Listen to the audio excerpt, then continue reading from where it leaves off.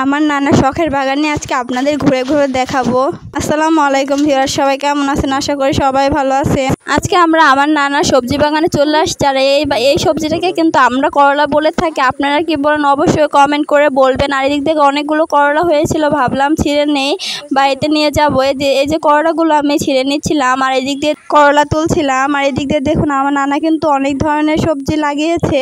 আর এদিক দিয়ে অনেক কলা গাছও ছিল, আর এখানে অনেক করলা গাছ হয়েছে, এখানে ঢেঁড়স গাছ হয়েছে।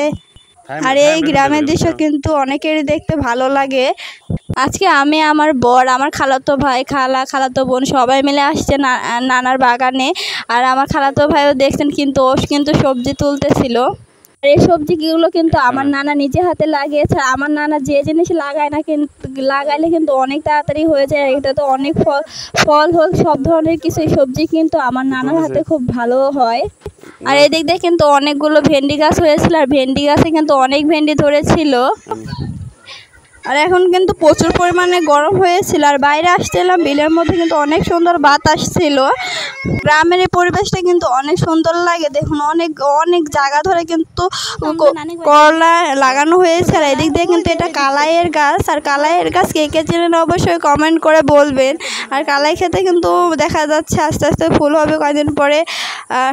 আর যেখানে আমার ভাই দাঁড়িয়েছিল আর আমি কিন্তু ভিডিও করতেছিলাম। আর আমার নানার কিন্তু অনেকখানি জায়গা আছে, আর এই জায়গা জুড়ে দেখুন কত কালাই লাগিয়েছে। আর এদিক দিয়ে কিন্তু ভুট্টা খেতেও কিন্তু অনেক ভুট্টা ধরেছিল। এই ভুট্টাগুলো কিন্তু অনেক দামে বিক্রি করা যায়। প্রতিটা কিন্তু গাছের মধ্যে ভুট্টা ধরেছিল এদিক দিয়ে। আর ভুট্টা খেতে কিন্তু অনেক জায়গা জুড়ে কিন্তু ভুট্টা খেতে ছিল। আমি একটু ভিডিও নিচ্ছিলাম। আর আমরা যখন ভিডিও করা হয়ে গিয়েছিল, বাগান থেকে আসার সময় কিন্তু আমরা আশেপাশে যা ছিল সব ভিডিও করে নিয়েছিলাম। আর আমার নানির বাসা কিন্তু প্রায় চলে আসছিলাম। আর এটা আগের ভিডিও, এটা হলো এখানে আমি ভেন্ডি পাড়তেছিলাম, সেই ভিডিওটা পরে আমি দিয়েছি।